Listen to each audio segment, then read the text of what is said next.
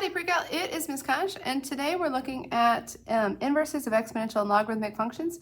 I have 4 examples that I want us to do, but we may only get the first 2 done just because I am running out of time before I have to teach. So here we go.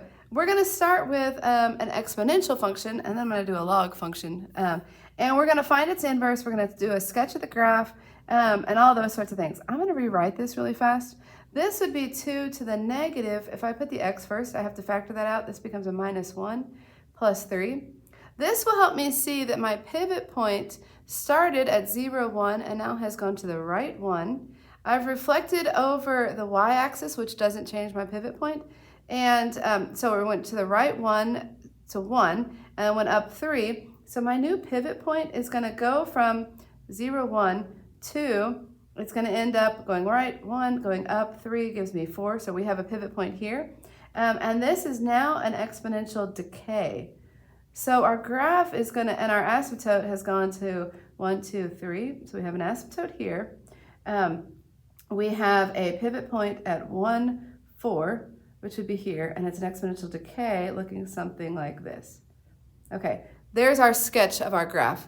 The domain of an exponential function is always all reals. Its range is going to go from that asymptote 3 to infinity. So now we're going to talk about the inverse. So we want to practice being able to go from the equation to its inverse. I'm trying to decide if there's an advantage to working with one versus the other. Let's work with, I don't know, I don't think it matters. We'll work with the original one. X is equal to 2 to the 1 minus y plus 3.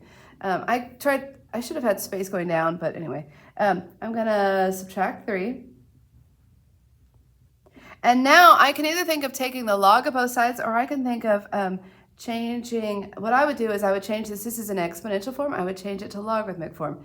So this becomes the log of the basis 2 of this x minus 3 is equal to 1 minus y. Okay, so now I need to subtract 1, divide by negative 1. Subtract 1, so log base 2 of x minus 3 minus 1 equals negative y. So now I'm going to change everybody's sign.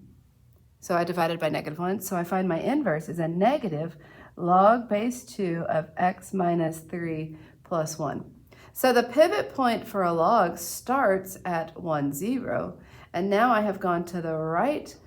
I have a reflection over the x-axis, which doesn't change my pivot point. I've gone to the right 3. So 1 plus 3 is 4. I've gone up 1, and it's 4, 1. And notice that should be switching the previous pivot point. Okay, my asymptote has moved to the right 3. So 1, 2, 3. Here is my new asymptote. And I have a pivot point of 4, 1 right here. Normally the exponential, I lied. Normally the logarithmic function looks like this, but we reflected it over the x-axis, so it looks something like that. And so these two are inverses of each other. What's the domain of this? Well, from the asymptote to infinity. What's its range? The range of a log is always all real. And this, when we are looking at these should match. What was true for x is now true for y. What was true for y is now true for x. And all of this is a reflection over the line y equals x. In Desmos, what I would suggest you do is I would suggest, well, I don't have an easy way to show you Desmos. What I would do is I would suggest you take that original equation. You would plug in f of x, or y equals 2 to the 1 minus x. Was it plus 3? I think it was. And then I would suggest you do x equals 2 to the 1 minus y plus 3. This becomes a new color, okay? And then once you then find the inverse of the equation, call that g of x. What was our log equation that we just got? Negative log of base 2 of, I forgot again, x minus 3 plus 1. X minus 3 plus 1. So I have these 3 things graphed in my Desmos. I could look to see if these two look like they're reflections over the line y equals x. That's not, there it is. But that's hard to tell. What I really can tell is if these two match up to the exact same graph. If these two don't match up exactly, you've got this equation wrong. Okay, so using Desmos doesn't give you this equation, but it helps you check. Okay, now let's do the log one. And so on this one, what has happened, I have had everything, it's horizontally compressed by a factor of 2, or there's a horizontal dilation of 1/2. And so the pivot point actually does, and it was reflected over it's reflected over the y-axis. So our pivot point started at 1, 0, and then it reflected, so it became -1, 0, and then got pulled in closer. So this is now our new pivot point is at -1/2, 0. Oh, yeah, okay.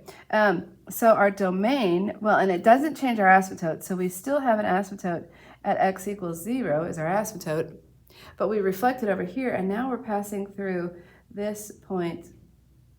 Well, we're pretending to pass through that point. This would be the point -1/2, 0. Okay, so now let's practice switching. So I'm going to say x is equal to log base 5 of -2y. I'm going to do I heart logs, 5 to the x equals, it might help to see, if you wanted to write it this way, log base 5 of -2y equals x, then your heart looks a little more familiar. Oh, I have a red, maybe, we'll see if it works. This to this equals that is I heart logs, isn't that lovely? Okay, so I have 5 to the x equals -2y.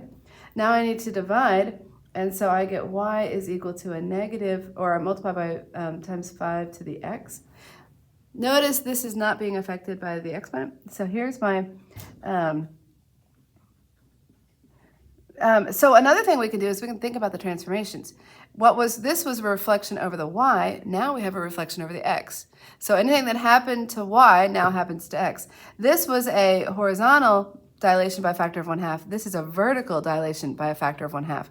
So whatever happened to x has to happen to y. So this graph would be, we'd have a reflection over, what did we reflect over? We reflected over the x-axis. And so we're now, when I plug in 0, I would get a -1/2, so that's here. And so instead of doing this, we're now doing this. Okay, and the domain of this guy is all real. The range of this one is going to be -infinity to 0. The domain here, I didn't write it down a second ago, I should have, is -infinity to 0, and the range is the range of a log is all real. Okay, that was a short video, but I need to do a couple things before my next class comes. So we're going to start there.